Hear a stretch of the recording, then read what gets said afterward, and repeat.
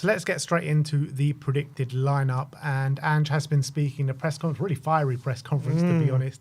Ange it seemed like he was taking offence to a lot of things that were being said, but what's the injury news going into it? Yeah, no new injury news is really positive. Just Dragoshin, Kulusevski and Danso unavailable for this game. And Richarlison was seen obviously back training with the first team. Obviously he was on the bench on the weekend but didn't get any game time, but positive there. Obviously we had slight doubts about Son, who didn't look particularly great after the game against Southampton, but it seems as though he's all right. Yeah, so good news on the injury front, albeit we could really do with Decky going into this game. Hopefully we kind of are taking a lead to Frankfurt and then he can kind of play in the second leg. But yeah, so 4-3-3 formation as per usual, or 4-1-2-3 as we like to call it over here, but Vicario in goal, obviously. Yeah, no doubt about that. Kinski can't even play anyway, so Vicario has to play. And yeah, didn't have the best game against Chelsea, bit better against Southampton, but yeah, obviously we know he has to be in that kind of mood where he's making big saves at big times. If he does that, we got half a chance. Yeah, the fullbacks are an interesting one because obviously he went for Porro and Spence on the weekend, which makes me think Udogie is going to play. But I think I would prefer Porro and Spence to play in this game. But because Udogie didn't play, I assume he's going to play. Well, Ange was talking in the press conference and he was talking about players who he gave a rest to against Southampton. And he said we were able to give Udogie and Van de Ven a rest against Southampton, which was positive. And I guess maybe they needed it. Obviously, both players have come back from injury in the not so long ago. But yeah, if Udogie plays, I mean, you can't really drop Spence. But do we need Porro in this game? That delivery, set piece delivery as well that he offers. I thought against Southampton, that was on show. He was creating numerous chances from set pieces, especially at home. Are we going to need that? So can he really leave out Porro? But then he can't really leave out Spence. So, but he said Udogie was rested. It's a difficult one, who he goes for. For me, out of the three, Udogie's the one playing the poorest out of the three. Agreed. So surely you have to go Porro on the right and Spence on the left. That's what I would do. I thought Udogie wasn't particularly great in the start he had against Chelsea. Also, I maybe feel like away from home is maybe a better time for Udogie and Spence when we're going to be under more pressure, and they're better obviously in those one-on-one duels, probably compared to Porro, and maybe their strengths can be better utilised away from home. But at home, I just feel like we need to be on that front foot, and we need to be able to create as many chances as possible to put us in the best footing. And I think Porro is probably better suited to that. I completely agree, but I mean that's what we think. But with Ange leaving out Udogie on the weekend, does that suggest he's going to play? I'm not too sure about that. Potentially. But obviously he did start a lot of players who he's going to start on Thursday anyway, so I don't think it necessarily means that. But did he feel like he needed to rest him for one reason? Or is he actually resting for this game? It's difficult to say. Shall we go with Porro and Spence just because that's what we want to see playing? That's what we just got. It could be either, to be honest. Wouldn't be surprised. But let's go for we'll go for Porro and Spence because obviously Spence, you can't leave him out. You even got an assist on the weekend, really good assist. But Porro, he's just got to watch himself because even though he had a good game, I thought on Sunday, Silimano did have the beating of him on a couple of occasions, and Frankfurt do have some tricky wingers on the wings, so he's got to be careful. But I think we just need that quality he's got on the ball, and I think we'll miss it if he's not playing. Yeah, I agree. The centre-back positions kind of pick themselves, don't they? Kuti, Romero and Mickey Van de Ven. Going to be great to have them back already. Again, obviously Van de Ven was rested on the weekend. Romero played. Romero was fairly good when he did play. So, I mean, they'll come up against very different tests in this game than they did against Southampton. But, I mean, it's a no-brainer, obviously. Yeah, and Mickey's had a bit of a rest, so hopefully he's completely fresh. Hopefully he can play 90 minutes. He still hasn't played 90 minutes yet, hasn't he? Because even against Chelsea, he went off on the 85th. Yeah. So we haven't seen yet 90 minutes from Mickey, so hopefully this is the game we see it. And hopefully he can get through it because we're definitely going to need him. We know Ekiteke's in great form, especially since Marmoush has left for Man City. He's really stepped into that void and done brilliantly. Very quick in behind as well. So Van de Ven's going to be crucial here. Yeah, absolutely. He did get 88 minutes against Chelsea, so close to the 90-minute mark. He did, but he was definitely waning a bit near Yeah. the end, wasn't he? You say he was suffering a cramp. Yeah, so let's hope he can last the 90 here. I did have the fear that there was something else going on that game, but he was on the bench in the last game against Southampton, so that kind of put that to bed in my opinion. But that's the back four: Porro, Romero, Van de Ven, Spence. Moving into the midfield situation, are we thinking Bentancur back in the six? Well, yeah, he started the last two games there, and I think he's going to continue there. I don't see Basuma coming in there. Obviously, you could say, could Bergvall come in? He's played the six before, did very well there against RZ. But I think he's going to want that bit more experience, so I think Bentancur for sure will start. Yeah, so I do think the kind of midfield does pick itself a little bit. I mean, you've got Pape Sarr there as well, who's kind of like edging himself back into the season and playing back into form, but I think it will be Bergvall and Maddison to take up the other two midfield options. Yeah, I completely agree. Bergvall is pretty much the first midfielder on the team sheet at the moment. And we know Maddison's our only real creative option in the centre there, so we're going to need them both. Obviously, without Decky, I think it does really pick themselves. I guess the only option would be Sarr, but I just can't see him dropping Bergvall or Maddison. The only person Sarr would come in for, in my opinion, would be Bentancur, and then moving Bergvall back. But I don't think he'll do that in this game. So I think Sarr will be on the bench, and then he'll probably come on with like 20 minutes to go. You know what, like with Bergvall, right? We always see such mature displays from him. I would not mind at all if Bentancur was dropped from this game and you play Bergvall in the 6 and Sarr in the 8. I think it might even serve us better. Potentially we're playing on the front foot as well. I think Bergvall is a phenomenal talent, but I think he's still kind of, when he's in those defensive areas, it's not necessarily when he's like looking to tackle someone or even pressing.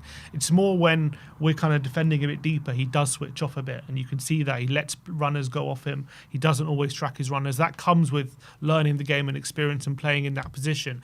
But I think when you're playing in the 6, especially in such a big game, I don't think we just can't really afford to have him do that. So I think that's why we're going to go Bentancur.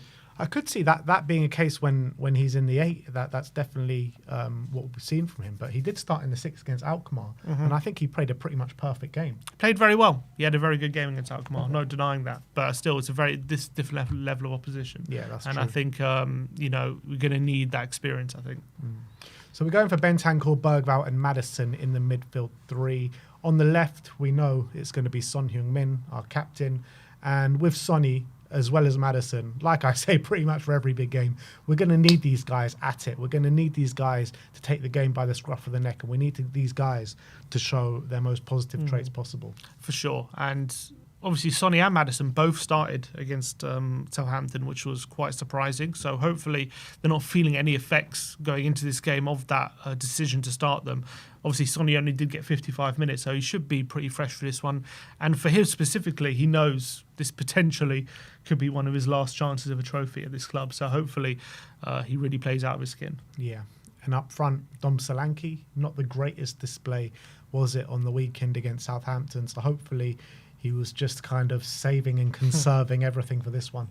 Yeah, I look at Frankfurt centre-back options, and I don't think they're the most physically imposing. So I think Solanke could be looking at that and thinking maybe there's an opportunity there to really use my physicality. But on the flip side, up against Howard Bellis and Bednarek on the weekend, he didn't have the greatest game, and he was kind of struggling to make his physicality count in those kind of duels. So hopefully he's really up for this one. Hasn't been on the best form. He definitely kind of needs a goal, I feel. Solanke hasn't had a goal for a while, so definitely needs one. Did have a pretty decent game, though, when we played RZ in the last Europa League home game, so hopefully he can play similar in this one.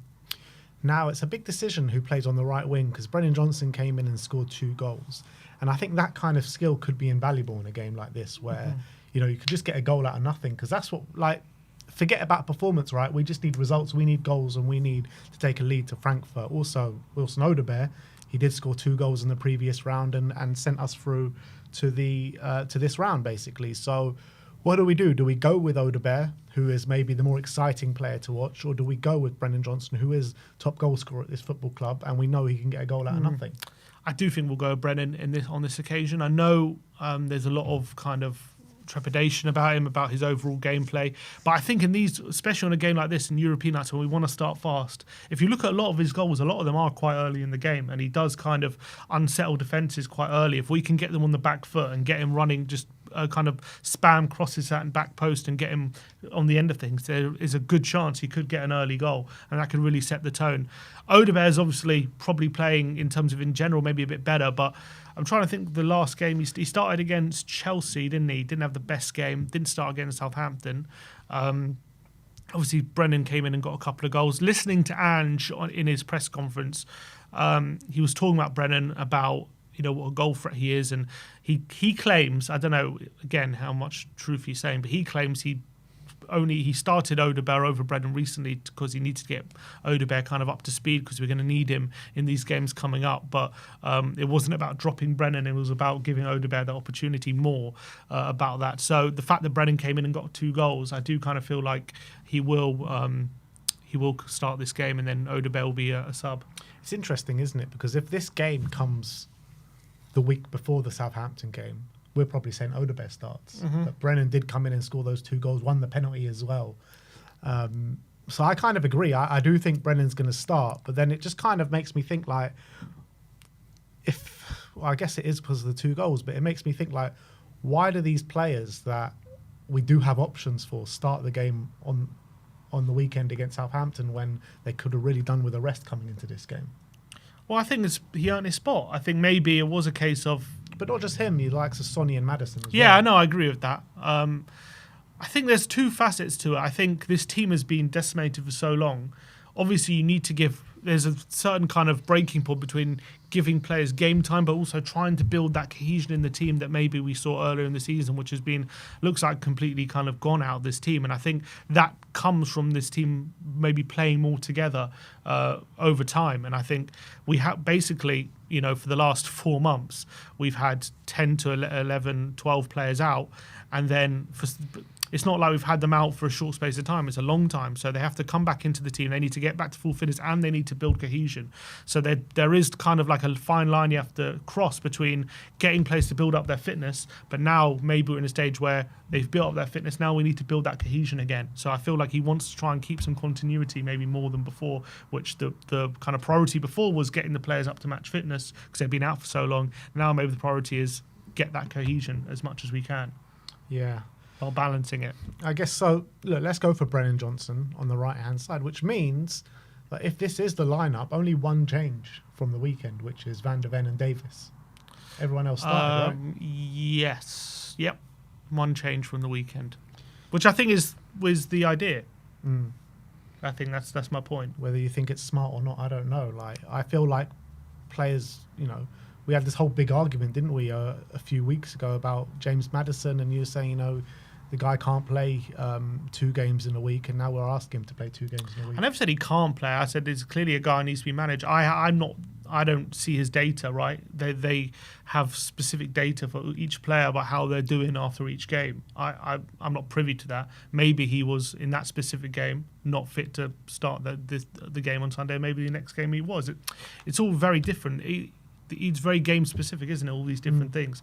I think he's definitely a player that does have to be managed. But just case in point, most of the season he hasn't played 2 games in a week. We have managed that situation. Usually when he starts in Europa or the Premier League, he gets rested for the next game. That's usually been the case. It's just strange, though, isn't it? Because the whole season he hasn't played 2 games in a week, and then leading up to the biggest game of the campaign, he is playing 2 games in a week. It just doesn't really make sense.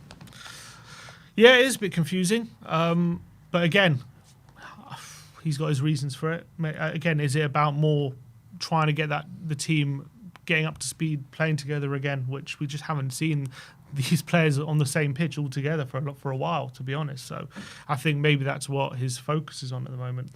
Well, let's run through the predicted lineup to take the pitch against Frankfurt tomorrow night. So we're going to go for Vicario in goal, Pedro Porro right back, Jed Spence left back, a back 2 of Mickey, Van der Ven and Kuti Romero, Bentancur, Bergvall and Maddison in the midfield, with Brennan Johnson on the right, Son Heung-min on the left, and Solanke up top. So that is our predicted lineup.